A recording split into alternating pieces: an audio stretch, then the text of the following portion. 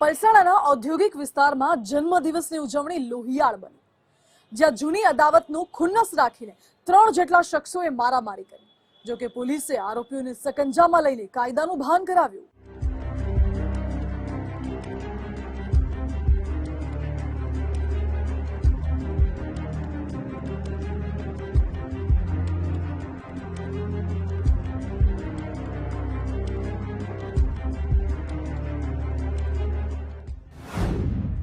પલસાણમાં ચાની કીટલી પર થઈ બબાલ.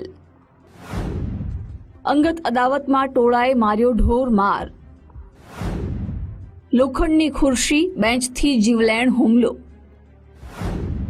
ટોળાની દાદાગીરી સમયે લોકો બન્યા મૂક દર્શક. સુરત શહેર અને જિલ્લાના વિવિધ તાલુકામાં દાદાગીરી અને છૂટા હાથની મારામારીના બનાવો છાસવારે બને છે.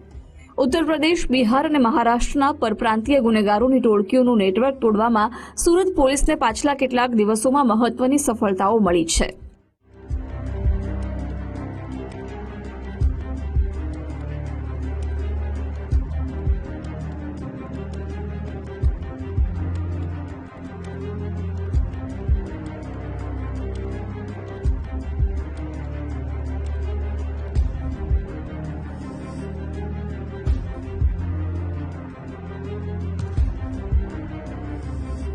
સુરત પોલીસે સરા જાહેર મારામારી કરનારા આવા જ 3 માથાભારે તત્વો સોનુ રામવદ પંડિત, અનુજકુમાર દુબે અને તૌકીર ખાનની ધરપકડ કરી. આ બનાવની હકીકત એવી છે કે ગત 2 જાન્યુઆરીના દિવસે પલસાણામાં થયેલી મારામારી સીસીટીવી ફૂટેજ સામે આવ્યા. સોનુ રાજપૂત તેના ખાસ મિત્ર ફૈઝલ સાથે એક જન્મદિવસની ઉજવણી કરીને પસાર થતો હતો. ત્યારે નજીકમાં જ ઉભેલી સોનુ પંડિત અને ટોળકીના સાગરીતોએ સોનુ રાજપૂતને ઓળખીને ચાની કીટલી પાસે બોલાવ્યો હતો. કેસરી નંદન પેટ્રોલ પંપ પાસે ચાની કીટલી પર 2 જૂથ વચ્ચે બોલાચાલી થઈ. સોનુ પંડિતના સાગરીતોએ ચોમેરથી સોનુ રાજપૂત અને ફૈઝલને ઘેરી લીધા, જે બાદ લાકડીઓ અને ધારદાર હથિયારો વડે તૂટી પડ્યા. આ બંને શખ્સોને જમીન પર પછાડીને 10 થી 15 મિનિટ સુધી કીટલી પર રહેલી લોખંડની ખુરશીઓ, બેન્ચ અને પથ્થર માર્યા.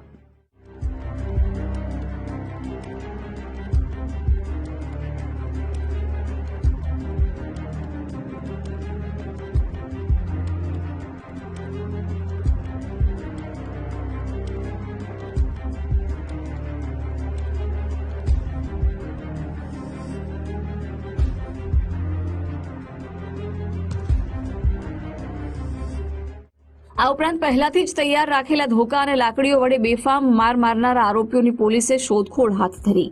પલસાણા પોલીસે સીસીટીવી ફૂટેજ અને બાતમીદારોના નેટવર્કના આધારે ગણતરીના કલાકોમાં જ 3 મુખ્ય આરોપીઓને ઝડપીને જેલના સળિયા ગણતા કરી દીધા.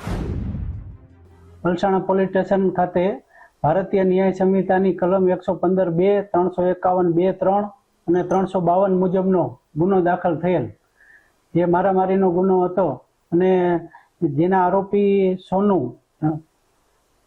રામવદા શર્મા, જે સીએનજી પંપની બાજુમાં રહે છે, અને અનુજકુમાર શ્રી ગિરીશચંદ્ર દુબે તથા તૌકીર ખાન, ઈશાર ખાન, આ 3 વ્યક્તિઓની ગઈકાલે ધરપકડ કરવામાં આવેલી છે અને હાલ પોલીસ તપાસ ચાલુ છે.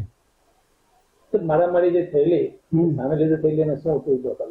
મારામારીમાં જે ફરિયાદી અને આરોપી બંને 1.5 વર્ષ પહેલા પલસાણા ખાતે રહેતા હતા અને 1.5 વર્ષ પહેલા જ તેઓને મનદુખ હતું અને તેઓ પેટ્રોલ પંપ ખાતે અચાનક ભેગા થઈ ગયેલા, જેના કારણે બોલાચાલી થયેલી અને તેના કારણે મારામારી થયેલી. પોલીસ કે કાયદાના કોઈ પણ પ્રકારના ડર વગર હુમલાખોરોની ટોળકીએ સોનુ પંડિત અને ફૈઝલને અત્યંત બેરહેમીપૂર્વક ફટકા માર્યા હતા. પલસાણા પોલીસે નિર્દયતાથી 2 વ્યક્તિઓને મારનારા આરોપીઓને ઝડપીને તેમનો ભૂતકાળ તપાસ્યો.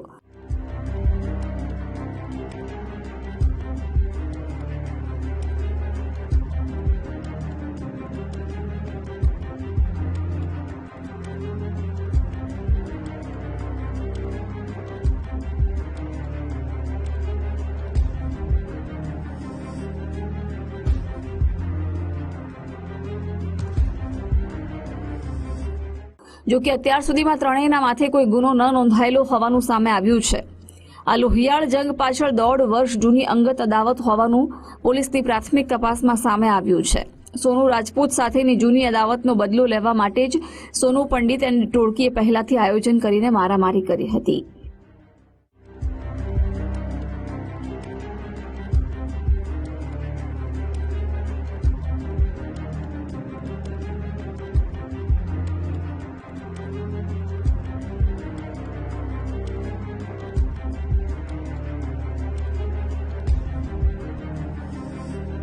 ઉદય જાદવ, ગુજરાત ફર્સ્ટ, સુરત.